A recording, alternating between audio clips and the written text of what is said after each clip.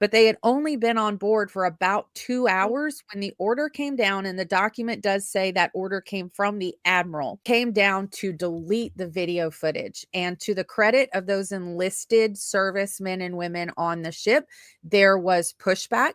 There was a lot of back and forth, a lot of consulting many different policies and protocols, and the standing, of course, Geneva Code and the international law on how these individuals should be treated. And ultimately, JAG came back and said that these individuals were going to be classified as unprivileged belligerents, which is a bit of a gray loophole in the Geneva Convention, in that those individuals do not get the protections afforded either civilians or POWs under the Geneva Convention. So this loophole has unfortunately been related to other instances that have embarrassed the U.S. military, like Guantanamo Bay.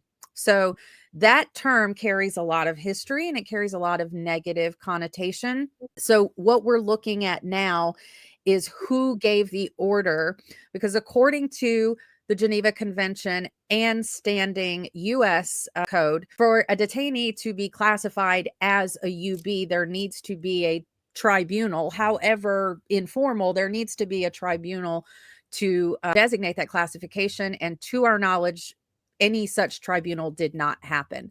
So what you're seeing here, like from your piece where you said Pete Hegseth, who understands the warrior ethos about as well as reality show contestants understand reality, the confusion that's swirling and muddying the top ranks of our military has clearly filtered down to the very bottom, where you have Marines and sailors literally arguing on the spot over whose protocol to follow and whose orders to follow. And this is an extremely dangerous and vulnerable moment for our military. I mean, I have so many questions about this, but yeah, yeah.